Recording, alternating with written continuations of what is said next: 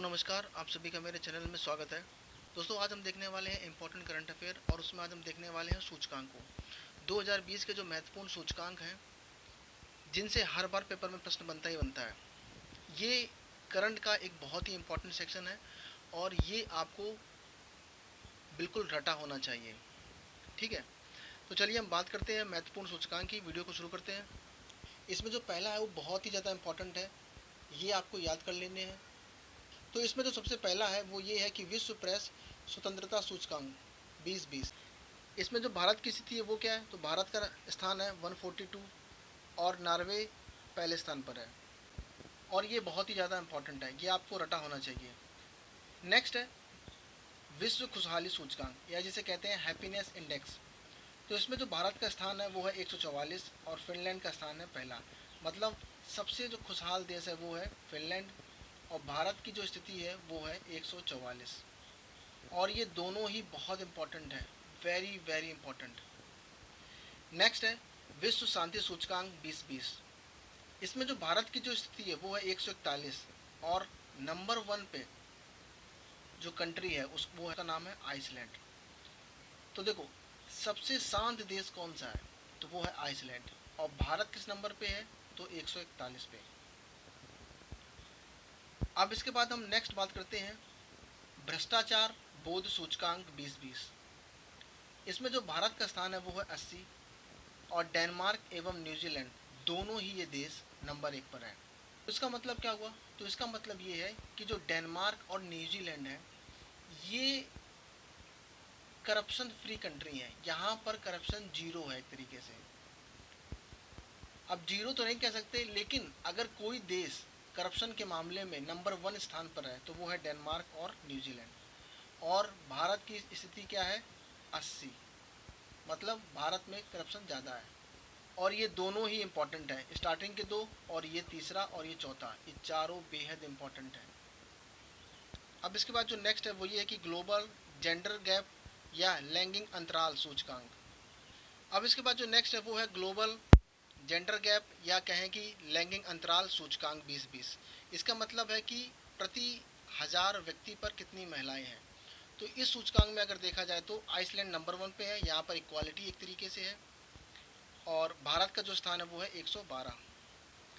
इसके बाद जो अगला ये है बहुत ज़्यादा इंपॉर्टेंट है, हेनले पासपोर्ट सूचकांक 2020। इसमें जो नंबर 1 पर है वो है जापान और भारत की जो स्थिति है वो है 84। इसके बाद जो अगला है वो है ईज़ ऑफ डूइंग बिजनेस 2020। तो ईज़ ऑफ डूइंग बिजनेस 2020 में क्या है कि जो भारत की जो स्थिति है वो है 63 और न्यूजीलैंड की जो स्थिति है वो है नंबर 1।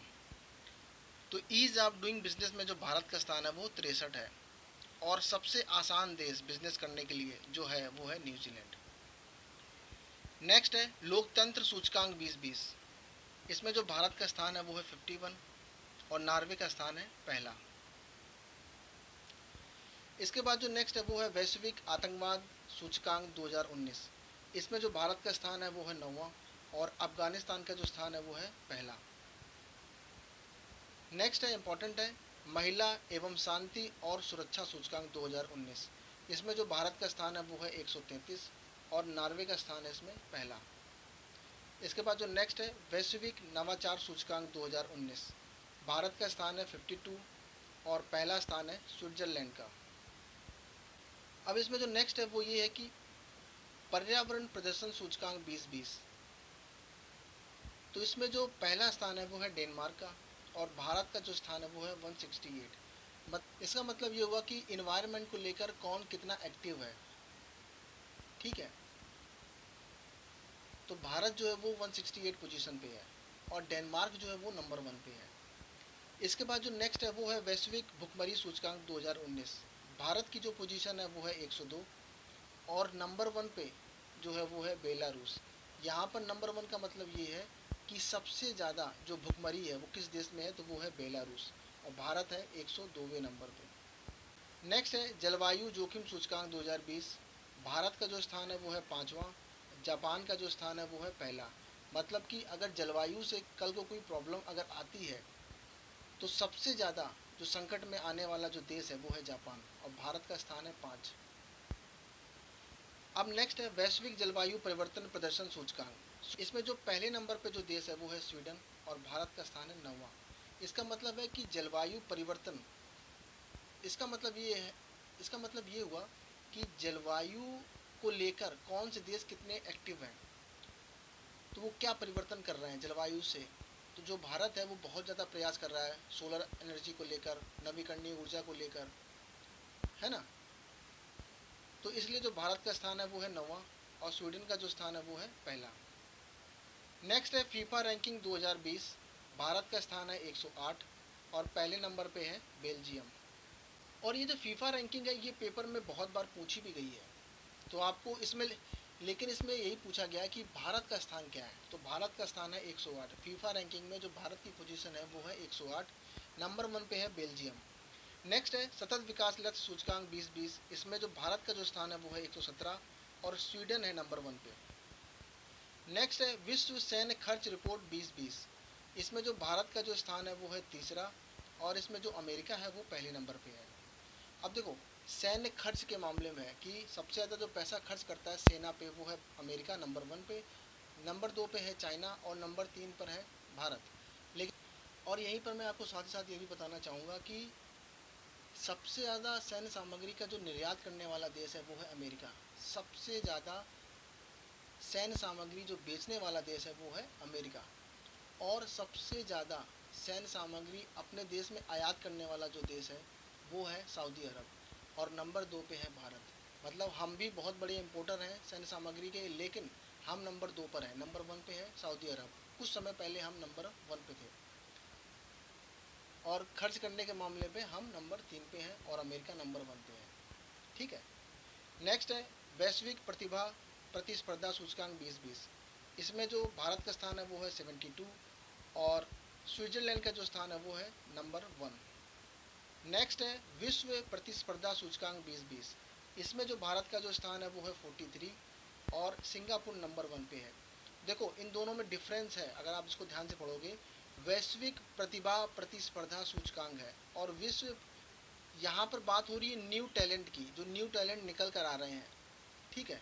और यहाँ पर बात हो रही है पर्टिकुलर कंट्री, और यहाँ पर जो दिया है विश्व प्रतिस्पर्धा सूचकांक, यहाँ पर पर्टिकुलर कंट्री की बात हो रही है कि कौन सी कंट्री प्रतिस्पर्धा के मामले में किस स्थान पर है। तो सिंगापुर नंबर 1 पे है और भारत का जो स्थान है वो 43 है।